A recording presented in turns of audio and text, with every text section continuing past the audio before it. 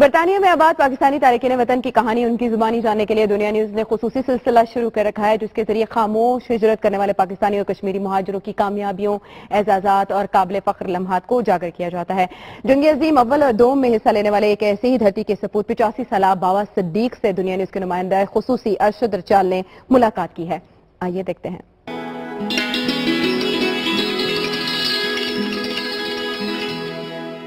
दुनिया टेलीविजन ने उन्होंने लोगों वास्ते जिन्हों लोगों ने इत्थे दिन रात मेहनत की है और पाकिस्तानियों की इत्थे आबाद करने में मदद की और आपो भी इत्थे अच्छी क्या उन्होंने मुश्किल वक्तों में इस मुल्क कम करके अपने मुल्क पाकिस्तान की खुशहाली च बड़ा कम किया है। उन्होंने की सराहने वास्ते दुनिया टेलीविजन ने उन्होंने ही जबाना ने अंदर, चाहे वो पठवारी जबान च वहन, चाहे पंजाबी च वहन, चाहे पश्तो च वहन, जिस जबान च भी या उर्दू या कोई जबान भी बोली सकते हैं, उस जबान ने अंदर उन्होंने बुजुर्गों की उन्होंने लोगों की जगह दी गई है। अज साढ़े नाल एक बुजुर्ग जिन्होंने उम्र 85 ने लगभग है और वो बुजुर्ग जेडे 1954 इस मुल्क च आए सन। न सिर्फ वो इस मुल्क 1954 आए सन बल्कि उन्होंने वालिद जेडे उन्होंने बहुत बड़ी कुर्बानियां, बड़ी जदोजहद है, उन्होंने बड़ी मेहनत है। उन्होंने फर्स्ट वर्ल्ड वार और सैकेंड वर्ल्ड वार भी हिस्सा लिया है। अज अस गल करने बाबा सिद्दीक नाल लीड्स विच रहने ने, इन्हों को पूछने हैं कि इन्होंने जिंदगी किस तरह इतना आए और अपने बुजुर्गों ने वाले नाल असां की क्या तारफ कराने।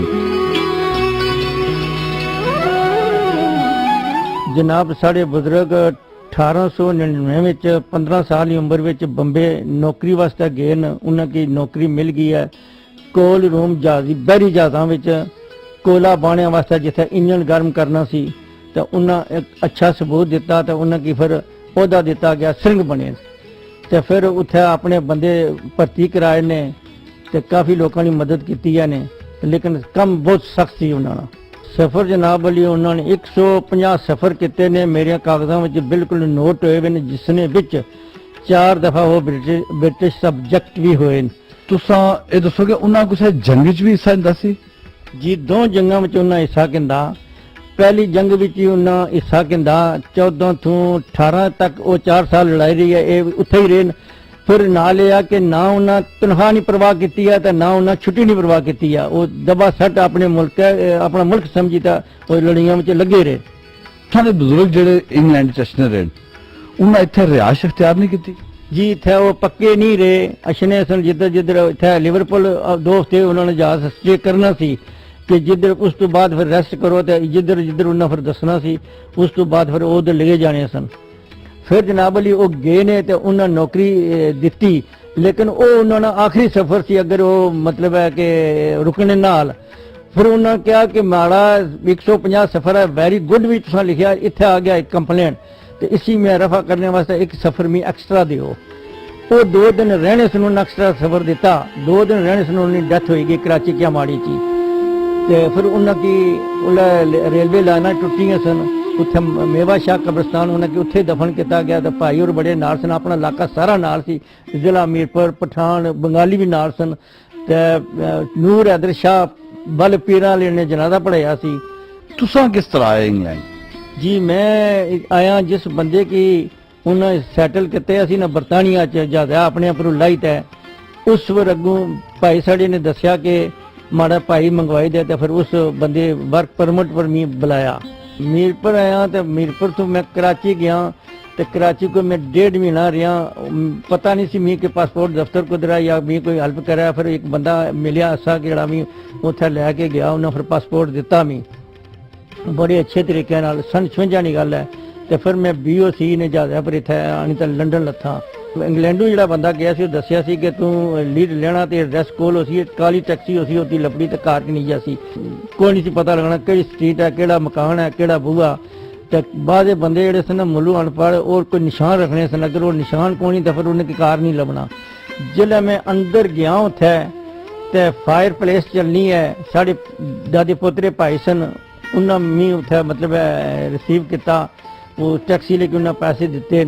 अंदर गया तो फायर प्लेस बल्ला पिया तो सोफे लगे हुए पुराने पुराने, लेकिन असा उस गुरबत में असा कुत्थे तके सोफे, कुत्थे तकी फायर प्लेस। जिला उन्हें वाल पेपर तकिया तो मैं कि अपने दिले सोचा वाकई विलायत है।